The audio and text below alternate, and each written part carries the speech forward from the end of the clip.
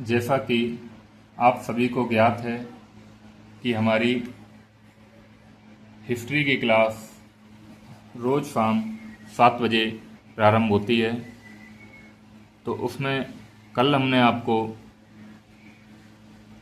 जो है पाषाण काल कराया था। आज हमारा जो है वो है मध्य पाषाण काल।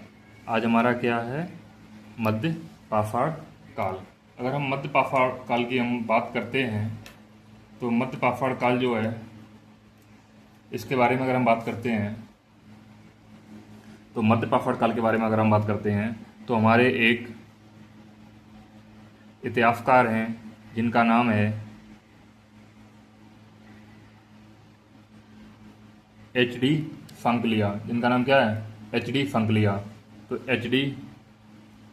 सांकलिया द्वारा सर्वप्रथम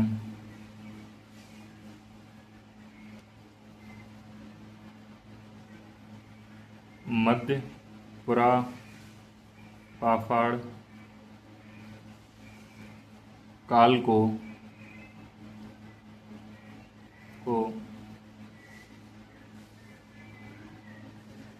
खोजा गया। सर्वप्रथम क्या है? एच.डी. सांकलिया द्वारा इस काल को क्या किया गया? खोजा गया। और इसकी जो खोज है, इसकी खोज महाराष्ट्र के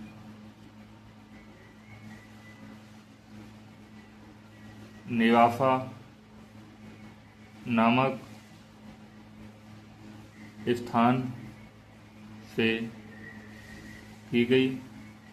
इसकी जो खोज है महाराष्ट्र के नेवासा नामक स्थान से की गई। किससे? महाराष्ट्र के नेवासा नाम से की गई। और अभी हम इसके बारे में बताएंगे नेवासा में क्या क्या मिला, क्या क्या नहीं मिला। साथ ही साथ जो मध्य पाषाण काल या जो हमारा मध्य पाषाण काल है, इसका जो नामकरण है, इसका जो नामकरण है वो हार्डर बेस्टाक ने 1866 में किया था। हार्डर बेस्टाक ने 1866 में किया था। अगर हम बात करते हैं मध्य पाषाण कालीन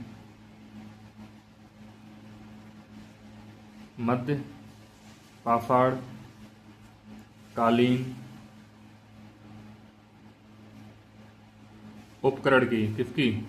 मध्य पाषाण कालीन उपकरण की।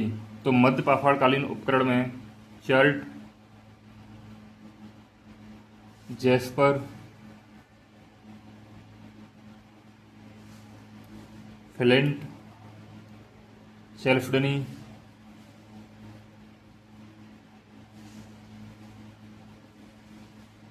आदि।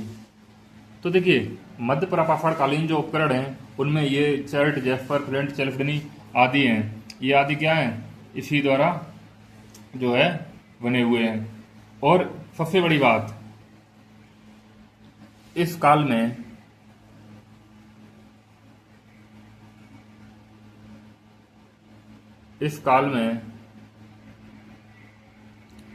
फलक प्रदान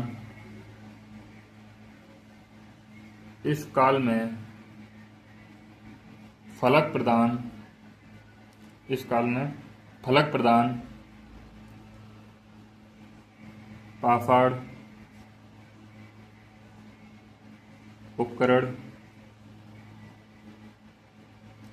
मिले हैं। इस काल में फलक प्रदान पाषाण उपकरण मिले हैं, जो मतलब पाषाण काल के टाइम में फलक प्रदान। अब देखिए फलक प्रदान क्या है? ज्यादा नुकीले, जो ज्यादा से ज्यादा नुकीले हैं उनको हमने क्या कहा? फलक। ब्लेड के आकार के, मतलब ब्लेड के आकार के ज्यादा नुकीले। और फलक प्रदान पाषाण उपकरण मिले नुकीले। यह नामकरण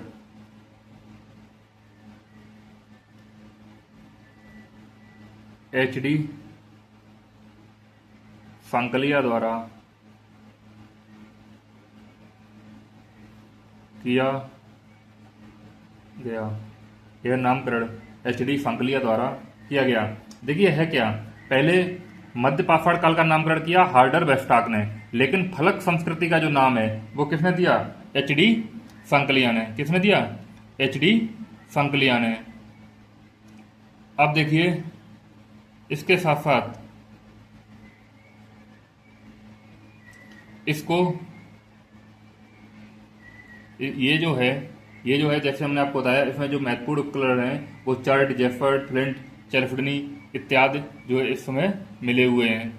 अब इसी प्रकार की जो मध्य पाषाण काल के जो उपकरण हैं, जो मध्य पाषाण काल हैं, तो मध्य पाषाण काल की जो संस्कृति है, मध्य पाषाण काल की जो संस्कृति है, ऐसी ही संस्कृति यूरोप में मिली है। कहाँ मिली है? यूरोप में मध्य पाषाण कालीन संस्कृति को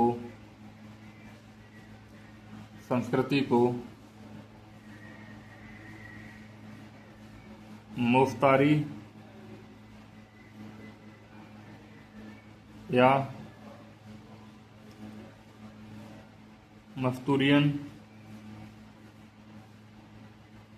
संस्कृति भी, मुफ्तारी या मस्तूरियन संस्कृति भी कहते हैं। मुफ्तारी या मस्तूरी संस्कृति भी कहते हैं।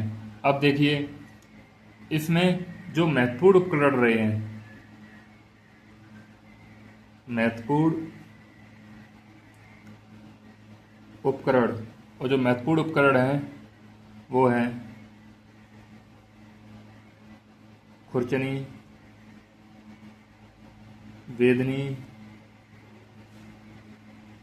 फलक, जैसे हम कह रहे हैं ब्लेड टाइप का फलक, वेदक,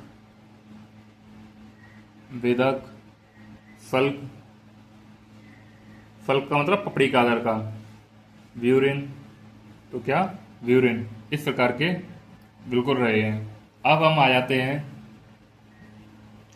कि हमें जो है कहाँ से क्या देखने को मिला। हमें यहाँ आ जाता है कि हमें यहाँ क्या से क्या देखने को मिला। तो हम सबसे पहले अगर हम आते हैं कि हमें क्या से क्या देखने को मिला है, तो उससे पहले हम जो है एक चीज़ ये देखते हैं कि इसके जो प्रमुख स्थल हैं, इसके जो प्रमुख स्थल हैं उनको हम क्या करते हैं, यहाँ एक मैप बनाते हैं।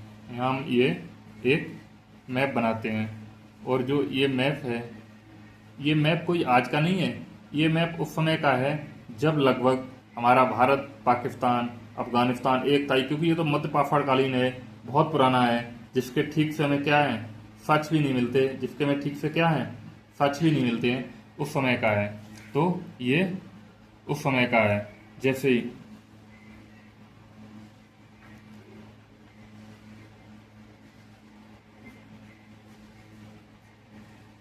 अब यहाँ पर हमारा है, अब हम एक एक राज्य लिखते जा रहे हैं और यहाँ पर हम दर्शाते जाएंगे। यहाँ हमारा गुजरात है, तो मध्य पाषाण कालीन स्थल है, तो उसमें एक हमारा क्या है, गुजरात। तो गुजरात में जो हमारा एक आता है ओरसंग नदी घाटी, क्या आता है, ओरसंग नदी घाटी, और दूसरा जाता है हिरन घाटी। तो गुजरात में यहाँ पर हमारा एक जगह है सौराष्ट्र, क्या, सौराष्ट्र। तो अब यहाँ मैप में जगह कम होती है, देखो कोई भी मैप हो तो उसमें जगह तो कम होती है। तो यहाँ हमारा क्या है, सौराष्ट्र। तो सौराष्ट्र में हमारा जो है, हमारा जो सौराष्ट्र में है, तो यहाँ हम सौराष्ट्र वाला पीछे हम जगह पे हम यहाँ लिख रहे, उसकी जगह हम ओरसंग नदी घाटी, हिरन घाटी यहाँ गुजरात का यहाँ लिख दे रहे हैं, और यहाँ पर हम आपको दर्शा दे रहे हैं कि वो यहाँ पर सौराष्ट्र में इस जगह गुजरात में है। अगला अगर हम बात करें तो वो है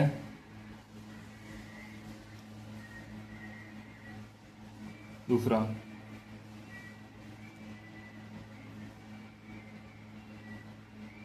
संगाव गुफा। अब जो संगाव गुफा है ये पाकिस्तान में, लेकिन ये महत्वपूर्ण है। संगाव गुफा लगभग यहाँ पर है। संगाव गुफा, संगाव गुफा ये बहुत इंपॉर्टेंट है। संगाव गुफा, और ये पाक में है। यहाँ पर सल्क उपकरण मिले हैं। सल्क का मतलब है जैसे पपड़ी टाइप होते हैं, पत्थर है, पत्थर की पतली पतली लंबी सी पपड़ी बनाई और उसका कोई हमने उपकरण बना लिया जिससे हम जानवरों का शिकार करते हैं, या जानवरों को हम अपने भोजन के लिए उन पे जो है उन्हें मारने का या शिकार करने का ही प्रयास करते हैं। अब अगला जो है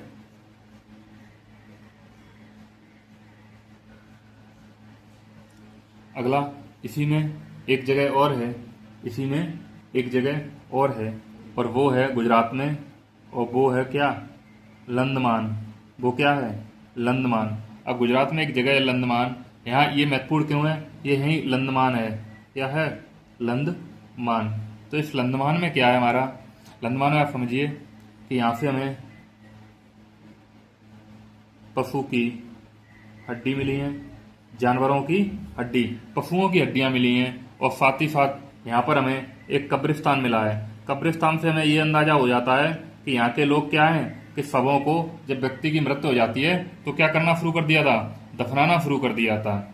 इसके साथ साथ यहाँ पर 14 मानव कंकाल मिले हैं। क्या है, 14 मानव कंकाल। ये सब कहाँ मिले, लंदमान में। ये सब कहाँ, लंदमान में। तो कहाँ, लंदमान में। तो 14 मानव कंकाल मिले हैं।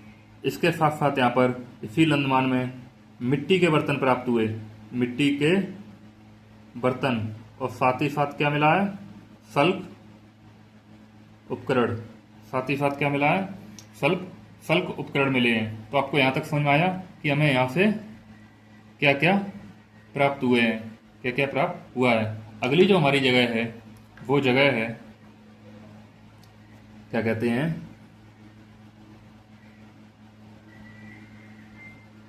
राजस्थान। अगली जगह हमारी क्या है, राजस्थान। तो राजस्थान में एक जगह है, यहाँ पर हमारा राजस्थान पड़ता है।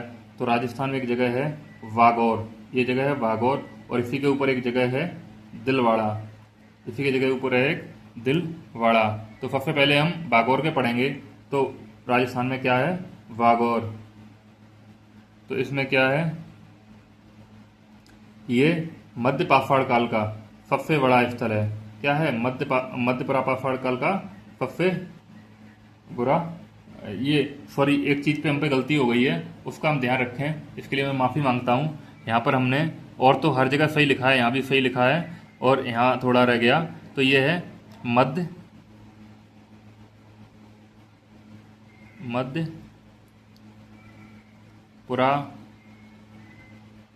पाषाण काल। मध्य पाषाण काल, हमने मध्य पाषाण लिख दिया है, ये मध्य पाषाण नहीं है, मध्य पाषाण काल है। तो राजस्थान में एक जगह है वागौर, यहाँ सबसे बड़ा स्थल है। यहाँ मानव कंकाल,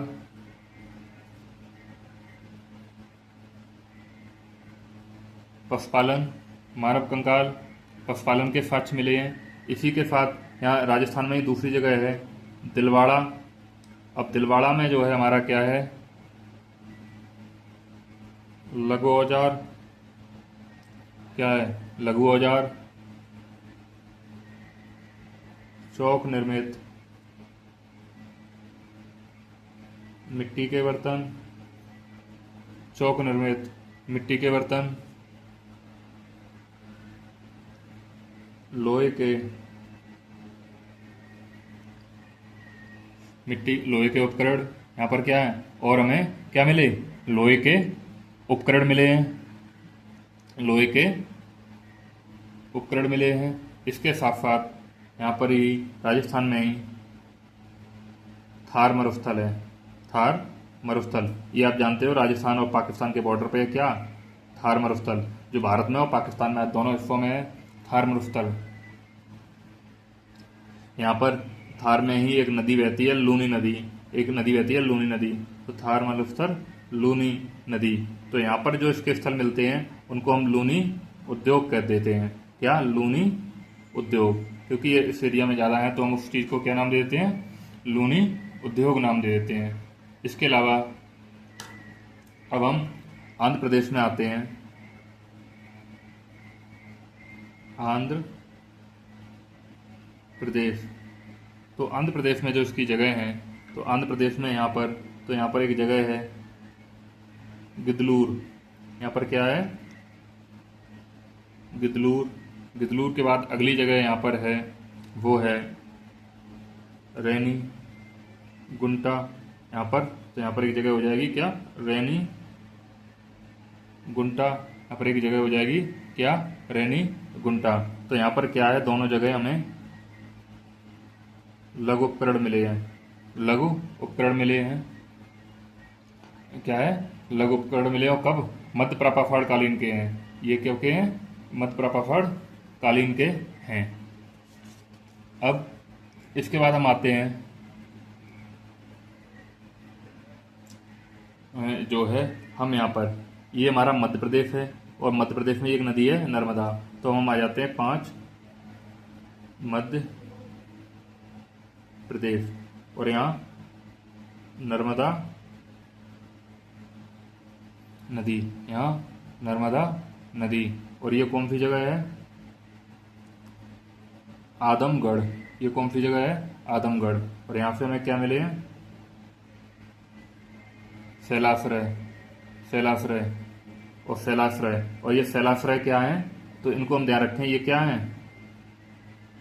पत्थर से बने घर। ये क्या है? पत्थर से बने घर। कैसे? पत्थर से बने घर हैं। और यहाँ क्या है? यहाँ 25,000 लघु उपकरण मिले हैं। यहाँ 25,000 लघु उपकरण मिले हैं। और यहाँ से हमें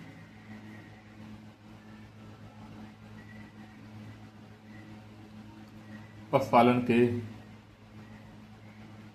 साक्ष्य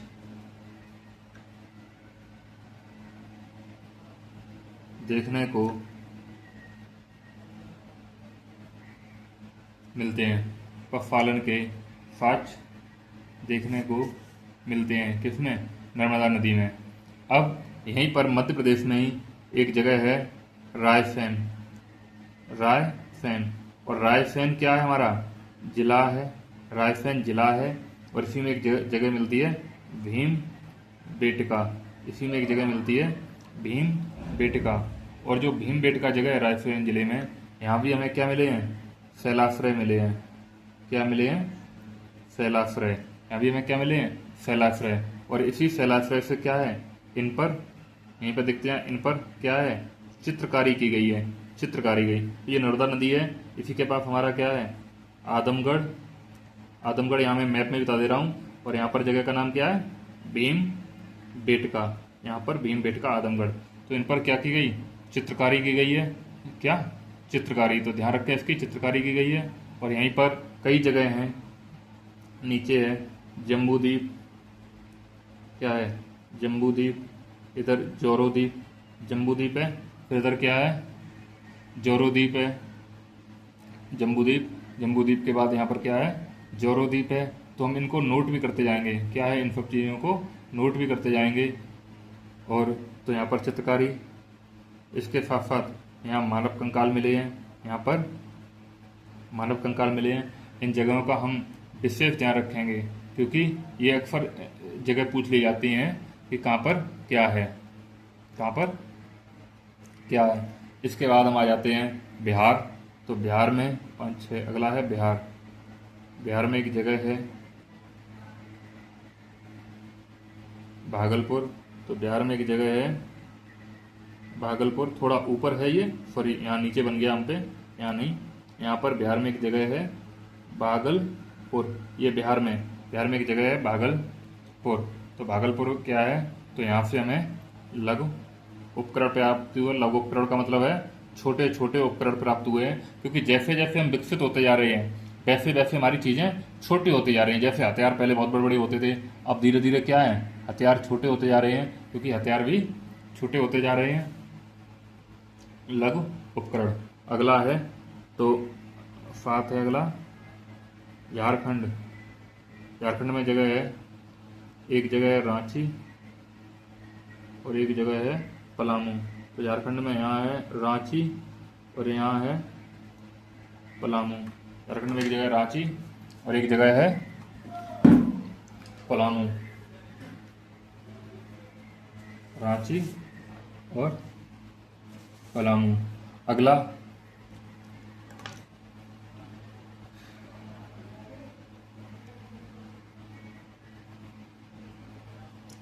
अगला है हमारा क्या,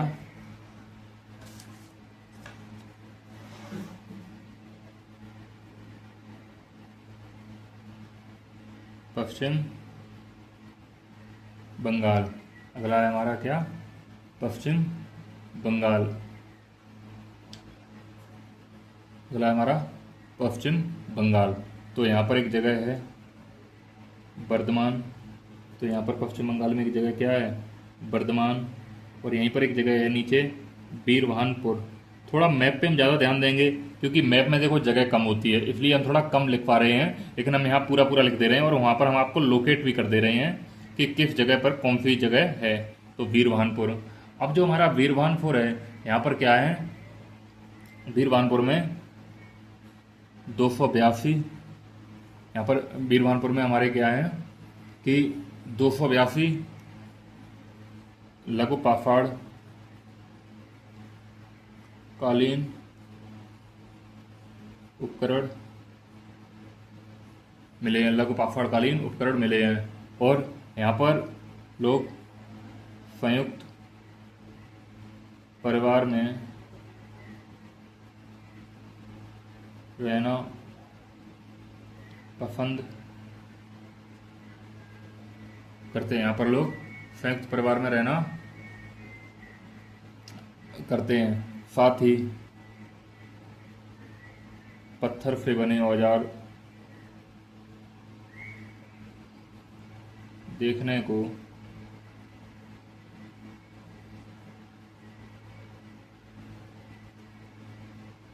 मिलते हैं। पत्थर से बने औजार देखने को मिलते हैं। पत्थर से बने औजार देखने को मिलते हैं। अब जो है आते हैं हम, अगला स्थान है हमारा उत्तर प्रदेश। अगला स्थान है उत्तर प्रदेश। तो देखिए उत्तर प्रदेश में जो प्रमुख जगह हैं उनमें प्रतापगढ़। देखिए यहाँ पर पड़ता है हमारा प्रतापगढ़, जिला है प्रतापगढ़ यूपी का। प्रतापगढ़, प्रतापगढ़ के इधर हम जाएंगे तो इधर पड़ेगा मिर्ज़ापुर। इधर क्या पड़ेगा, मिर्ज़ापुर। मिर्ज़ापुर के बाद अगर इधर आओगे तो इधर एक जगह पड़ती है बुंदेलखंड। इधर जगह क्या पड़ती है, बुंदेलखंड। इधर ही एक जगह पड़ेगी मिर्ज़ापुर के पास ही लेखैया। यहाँ पर एक जगह पड़ेगी लेखैया। और यहीं पर एक जगह पड़ेगी मिर्ज़ापुर के नीचे मोरैना पहाड़। मोरैना पहाड़। तो देखिए प्रतापगढ़, मिर्ज़ापुर, प्रतापगढ़, मिर्ज़ापुर, वाराणसी। मैं हर चीज़ को मैप पे नोट नहीं कर पा रहा हूँ क्योंकि यहीं पर बीच में वाराणसी पड़ेगी हमारी, क्या वाराणसी, वाराणसी पड़ेगी। अब मैप में इतनी जगह नहीं होती है, इसी में जगह पड़ेगी प्रयागराज। प्रयागराज। यहीं पर जगह है लेखैया। लेखैया। और लेखैया के बाद जगह है प्रयागराज, वाराणसी, मिर्ज़ापुर, प्रतापगढ़, लेखैया। और इसी में जगह है मोरैना पहाड़। मोरैना पहाड़, जैसे मैंने बताया यहाँ मोरैना पहाड़ है। और मोरैना पहाड़ में हमको क्या है, 17 नरकंकाल मिलते हैं। क्या मिलते हैं, 17 नरकंकाल। मोरैना पहाड़ में हमको क्या मिलते हैं, 17 नरकंकाल। और इसी में मोरैना पहाड़ के नीचे एक जगह है, यहाँ पर लगभग मैं यहाँ लिख दे रहा हूँ, और वो जगह है चौपानी मांडो। जगह का नाम क्या है, चौपानी मांडो। यहाँ पर झोपड़ी के अवशेष, यहाँ पर क्या है, झोपड़ी के अवशेष बने हैं, मिले हैं कि लोग इस समय के झोपड़ी बनाकर रहते थे। क्या रहते थे, झोपड़ी बनाकर रहते थे। अब देखिए अगली है संत कबीर नगर। ये सब यूपी की जगह हैं। ये सब कहाँ की हैं? यूपी की जगह। अब इसी बनारस के पास यहाँ संत कबीर नगर पड़ता है। क्या पड़ता है? संत कबीर नगर। और इसी हम संत कबीर नगर की हम बात करते हैं तो यहाँ पर एक जगह है लौरा देव। और लौरा देव से है 8,000 9,000 ईसापुर में धान की खेती के साक्ष्य, धान की खेती के साक्ष्य। और ये भारत के प्राचीनतम साक्ष्य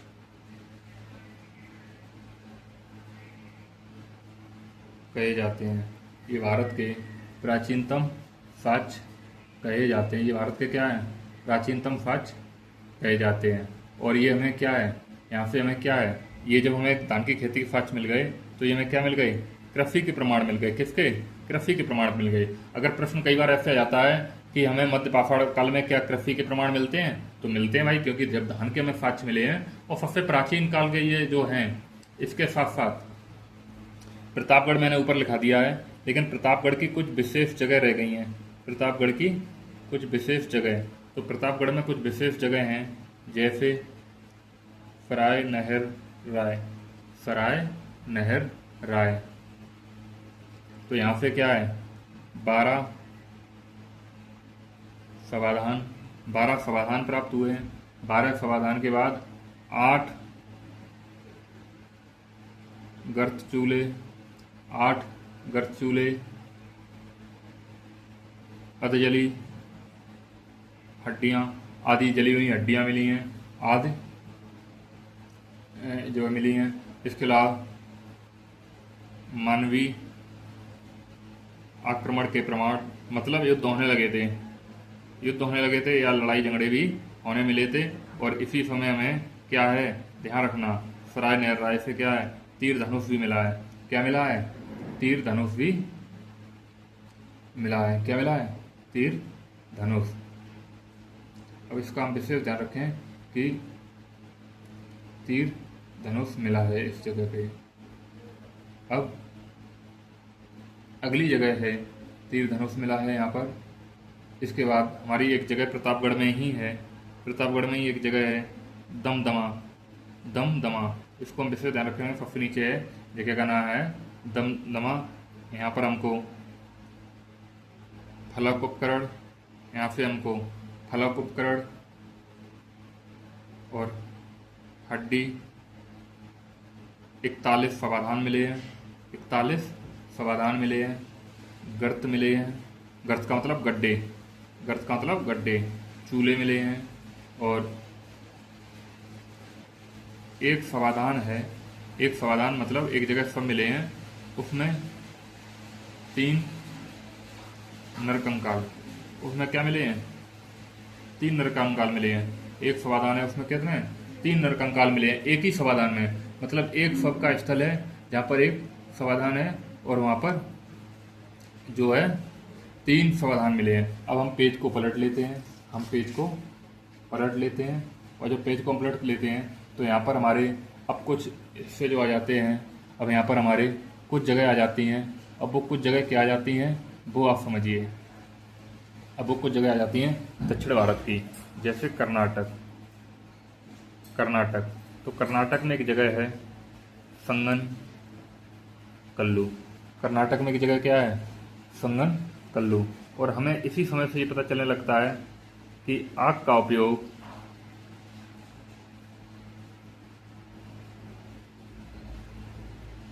मध्य पाषाण काल में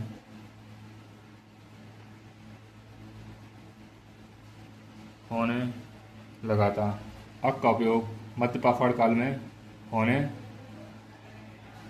लगा था। अब तमिलनाडु में ही एक जगह है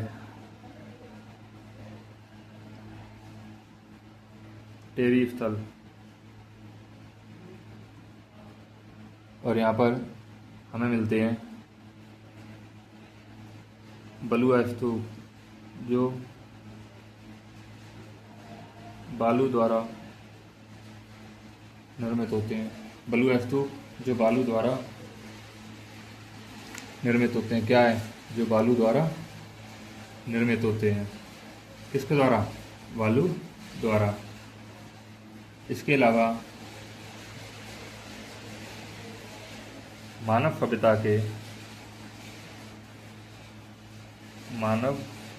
सभ्यता के सबसे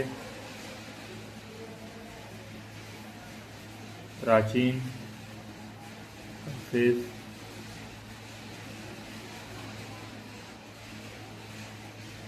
उत्तर प्रदेश के कालपी से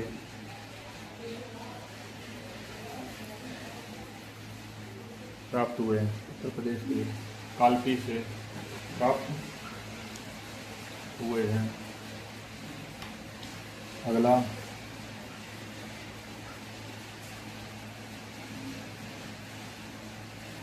उच्च प्रापाषाण काल। उच्च प्रापाषाण काल। अब जो इसका समय है 40,000 से 10,000 ईसा पूर्व। 40,000 से 10,000 ईसा पूर्व। अब इसी में एक जगह है। अब देखिए,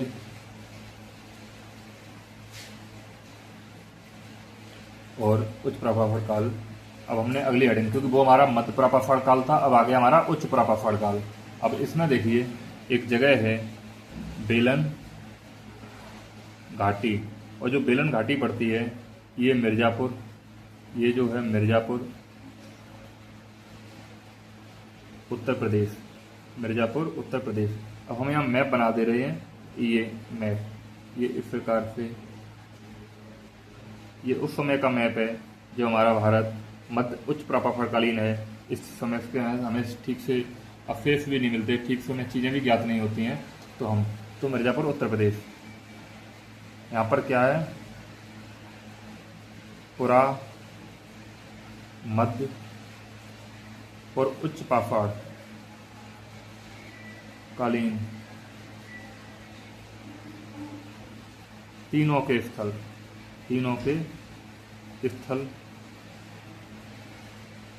मिले। अब देखिए बेलन घाटी है मिर्ज़ापुर उत्तर प्रदेश में। यहाँ पर पुरापाषाण कालीन, मध्य प्रापाषाण कालीन और उच्च प्रापाषाण कालीन तीनों जो है काल हैं, उनके हमें अवशेष कहाँ मिलते हैं? बेलन घाटी में।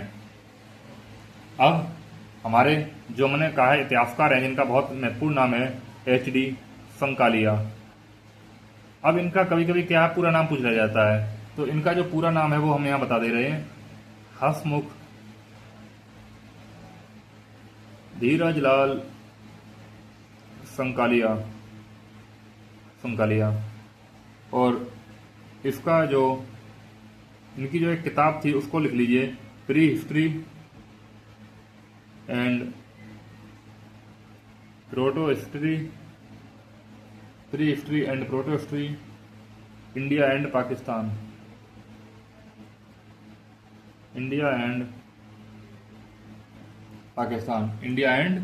पाकिस्तान।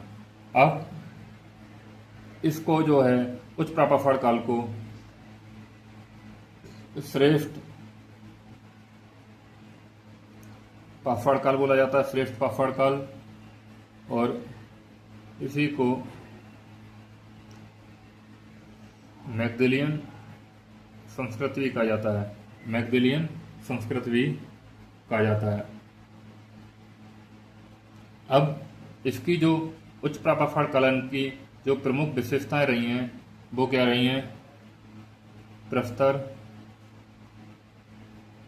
एवं अस्थि उपकरण का उपयोग, अस्त निर्मित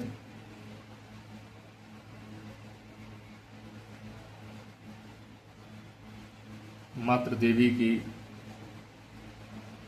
मूर्ति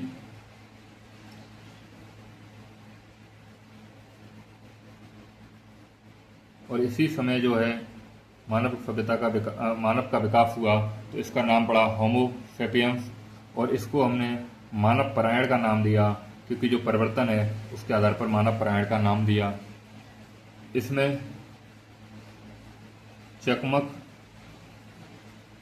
पत्थरों का उपयोग, अर्थात पत्थरों को तराशा जाने लगा कि पहले उल्टे सीधे पत्थर होते हैं, उनको एक चिकनाई प्रदान की गई और उनको एक चिकने आकार में, गोल में, ढाल में इस प्रकार से बनाया गया कि चकमक पत्थर का नाम दिया गया। और इस समय चित्रकला का प्रारंभ हो गया। पत्थरों पे या इन पे हमने क्या कर दिया, चित्रकला बनाना प्रारंभ कर दिया, चित्रकला बनाना कर दिया। अब इस समय के हम देखें तो इस समय देखिए जो औजार थे, इस समय के जो औजार थे, पहले इस समय के जो औजार थे वो कैसे बनने लगे। पहले ये पत्थर था तो पत्थर का औजार था, अब इन्होंने क्या कर दिया, जैसे हमने कहा चकमक पत्थरों का उपयोग करने लगे, साथ ही साथ इनके औजार जो थे नुकीले होने लगे। औजार जो है पहले से नुकीले होने लगे, नुकीले का मतलब बहुत पहने।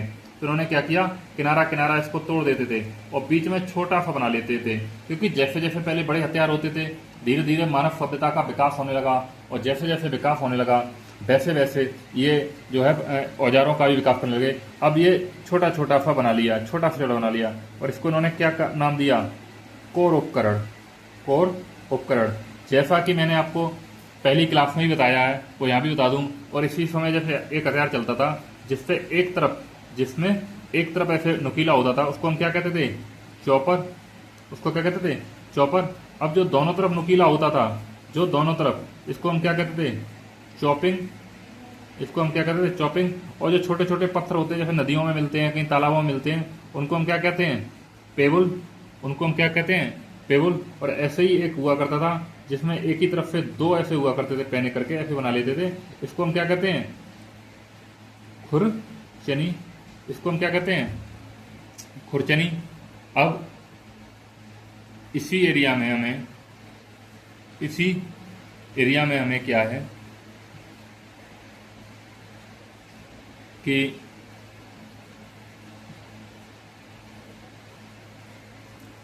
बिंद की श्रेणी में, इसी एरिया में क्या हुआ हमारा, बिंद की श्रेणी में गांव का विकास, क्या है, गांव का विकास दिखने लगा। साथ ही साथ समूह का विकास, कि जो आम जनता है वो अब क्या रहने लगी, समूह में रहने लगी, परिवार में रहने लगी, किसमें रहने लगी, समूह का हो गया। इसके साथ इसी समय हमें भाषा विकास के भी प्रमाण मिलते हैं कि भाषा भी विकसित होने लगी, भाषा भी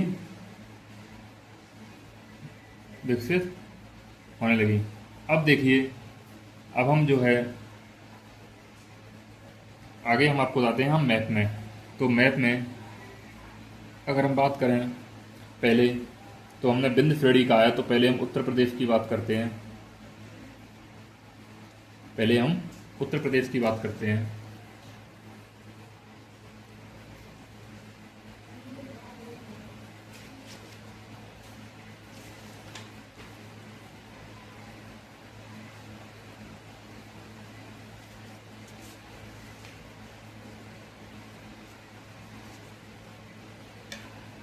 तो उत्तर प्रदेश में यहाँ पर हमारा मैप में भी देखते जाइए, मैप में जरूर ध्यान दें।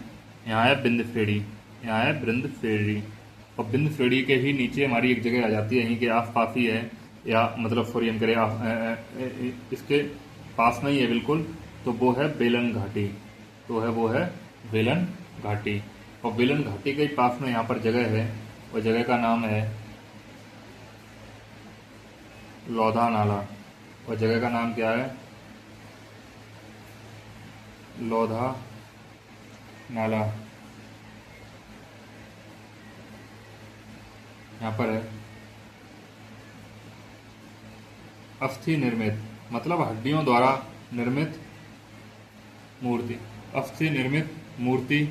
और अर्थात कह सकते हैं यहाँ पर जो है हमारा मूर्ति कला का प्रारंभ हो गया, मूर्ति कला का प्रारंभ हो गया। और धर्म का विकास होने लगा। मतलब धर्म की भी चीज़ अब यहाँ देखने को मिलने लगी। क्या देखने को लगी? धर्म की चीज़ भी देखने को मिलने लगी। यहीं पर बिहार में एक जगह है पेशवारा। यहीं पर एक जगह बिहार में है, बिहार में एक जगह है पेशवारा। पेशवारा यहाँ है पूजा स्थल और साथ ही यहीं पर यहाँ पर है वेद का निर्माण। यहाँ पर है वेद का निर्माण। यहाँ पर क्या है? वेद का निर्माण। अब अगली जगह आ जाते हैं मध्य प्रदेश। तो देखिए मध्य प्रदेश में जगह है सोन घाटी, जम्बूद्वीप,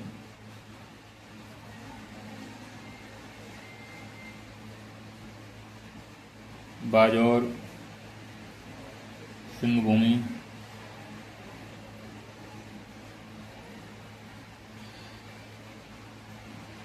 अगली है सोन घाटी, जम्बूद्वीप, बाजौर, सिंहभूमि। ये चारों जगह कहाँ पर हैं? ये चारों जगह मध्य प्रदेश में है। अब यहीं पर एक जगह है महाराष्ट्र। महाराष्ट्र में यहाँ पर एक जगह है पटड़े। पटड़े में शुतुरमुर्ग के अंडे पर चित्रकारी के प्रमाण मिले हैं। शुतुरमुर्ग के अंडे पर चित्रकारी के अंडे मिले हैं। यहीं पर एक जगह है भदड़े। यहीं पर एक जगह है इनाम गांव। ये सब महाराष्ट्र में है। इनाम गांव, पटड़े, भदड़े। और यहीं पर एक जगह है इनाम गांव। इनाम गांव के बाद यहाँ पर आ जाते हैं अगला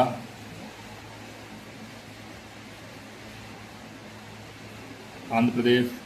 आंध्र प्रदेश में हमारी जगह जो हैं वो हम यहाँ लिखते जा रहे हैं। रेनीगुंटा, रेनीगुंटा, रेनीगुंटा के बाद है वेमुला, वेमुला के बाद है बेटमचल्ला। अगला है कुरनूल गुफा। अगला है मुच्छतला।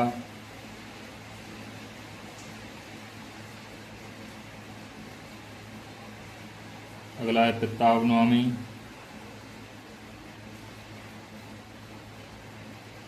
रेनीगुंटा, वेमुला, बेटमचल्ला,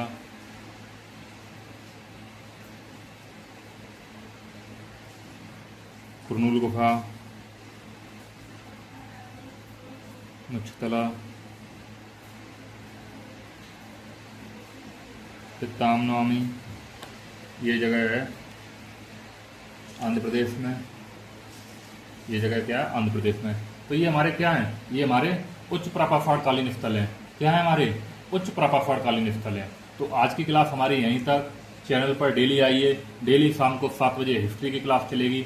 ऐसे ही हम जल्दी ही आपकी ज्योग्राफी की, जल्दी ही हम आपकी इकोनॉमी की और इसके साथ साथ हमारी पॉलिटी की और साइंस की क्लास हम जल्द ही प्रारंभ कर देंगे। और डेली करंट अफेयर भी। तो जुड़े रहिए, चैनल को सब्सक्राइब कीजिए, शेयर कीजिए। आप सभी का धन्यवाद, बहुत बहुत धन्यवाद।